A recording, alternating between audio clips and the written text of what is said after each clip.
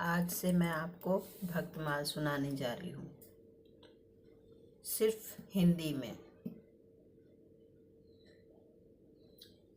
आज भक्तमाल का एक परिचय राधे श्याम खेम का। बोलो कृष्ण भगवान की जय, सभी भक्तों की जय।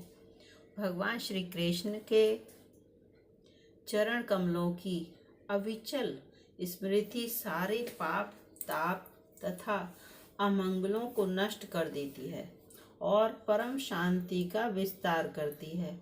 उसी के द्वारा अंतःकरण शुद्ध हो जाता है, भगवान की भक्ति प्राप्त होती है एवं पर वैराग्य से युक्त भगवान के स्वरूप का ज्ञान तथा अनुभव प्राप्त होता है। भक्तमाल महाभागवत श्री नाभादास जी महाराज की रचना है। जैसा कि इसके भक्तमाल नाम से ही स्पष्ट है कि यह ग्रंथ भक्तों के परम पवित्र चरित्र रूपी पुष्पों की एक परम रमणीय माला के रूप में गुम्फित है और इस सरस सौरभमयी तथा कभी भी मलान न होने वाली गंदी न होने वाली सुमन मालिका को परमात्मा प्रभु श्री हरि नित्य निरंतर अपने श्रीकंठ में धारण किए रहते हैं। भक्तमाल में भक्तों का गुणगान है, यशोगान है और उनकी सरस लीलात्मय लीला का विस्तार है। भगवान और भक्त का कैसा संबंध होना चाहिए, इसका निर्दर्शन हमें भक्तमाल ग्रंथ के श्रवण मनन और पठन से भली भांति ज्ञात हो जाता है। भक्तमाल के श्रवण मनन से शुष्क हृदय सरस हो जाता है और सरस हृदय में सदा के लिए भक्ति की लहरें आंदोलित होती रहती हैं। यही कारण है कि श्रीमद् भागवत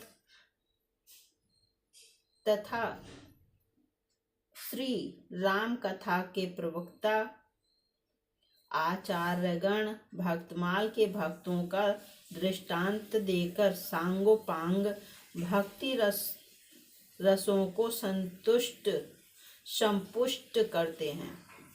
भगवत प्राप्ति के संसाधनों में भगवान के मंगलमय पावन नाम के कीर्तन, उनके दिव्य रूप के चिंतन और उनकी ऐश्वर्यमयी माधुर्यमयी मनोरम लीलाओं के गान तथा चरित्र श्रवण की जितनी महिमा है, उससे भी कहीं अधिक महिमा भगवान के अनन्य प्रेमी भक्तों की पवित्र गाथाओं के गठन, श्रवण और मनन की है।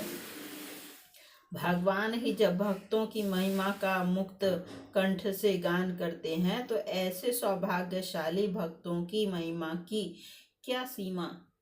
इतना ही नहीं, भगवान स्वयं कहते हैं कि मैं भक्त जनों के पीछे पीछे यह सोचकर निरंतर विचरण किया करता हूँ कि उनके चरणों की पवित्र धूल राशि उड़कर मेरे ऊपर पड़ जाए और मैं पवित्र हो जाऊं। वास्तव में भगवान और उनके भक्त में भेद का अभाव है।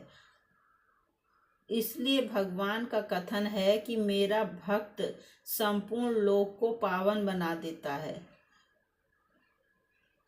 भगवत प्राप्ति के जितने भी मार्ग शास्त्रों में निरूपित हैं, उनमें भक्ति मार्ग को सर्वोत्तम तथा सहज मार्ग बताया गया है।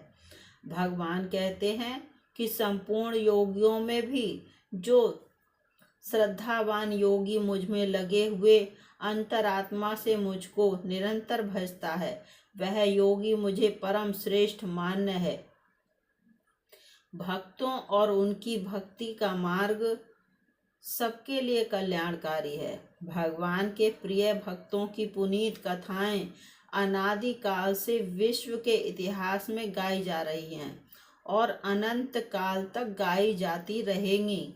ऐसे भक्तों का नाम स्मरण करने, चरित्रों का मनन, उनके उपदेशों का पालन और उनकी भगवत प्रेम विषयक रहनी करनी का अनुसरण करने से अंतःकरण पवित्र हो जाता है और भगवत चरणारविंदों में सहज ही अनुदिन वर्धमान अनुराग उत्पन्न हो जाता है। भक्त कथाएं सदा ही नवीन हैं, मंगलमय हैं, कल्याणमय हैं, सदा सेवनीय हैं और परम शांति प्रदान करने वाली हैं। भगवान में अनंत गुण हैं और उनके प्रेमी भक्तों में भी अपार गुण हैं। उन गुणों का जो चिंतन और स्मरण करता है उस व्यक्ति को स्वाभाविक रूप से ये गुण प्राप्त हो जाते हैं।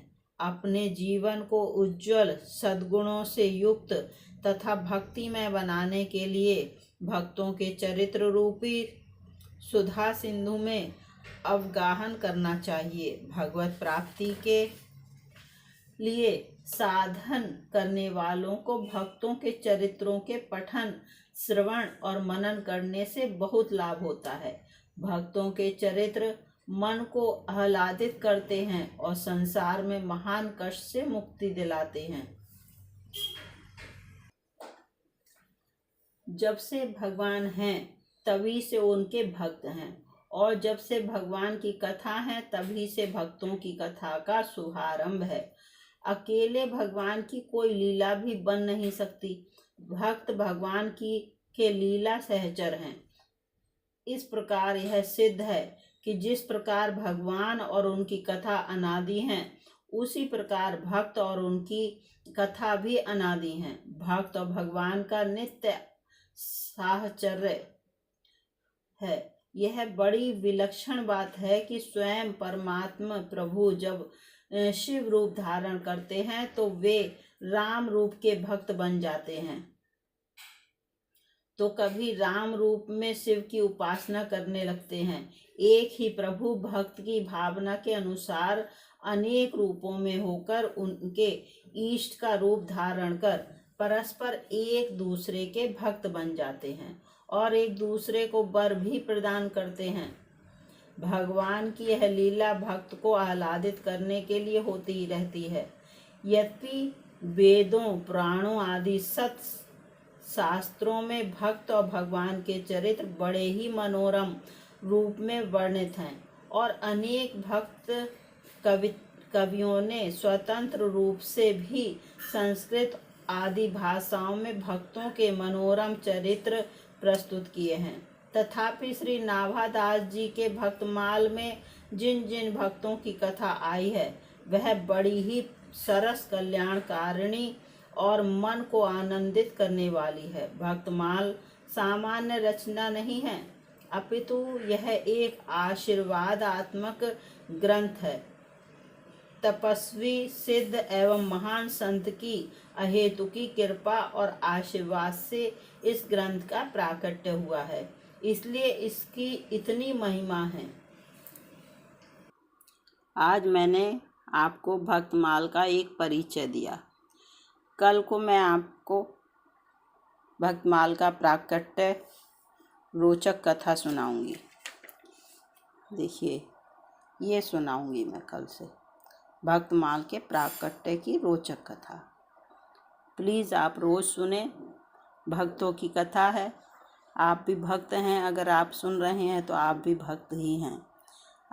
पूरी कथा मैं आपको भक्तमाल की सुनाऊंगी और अच्छी लगे तो प्लीज़ लाइक, सब्सक्राइब, शेयर ज़रूर करें और अपने सभी ग्रुप में भेजें। बोलो भक्तमाल जी महाराज की जय।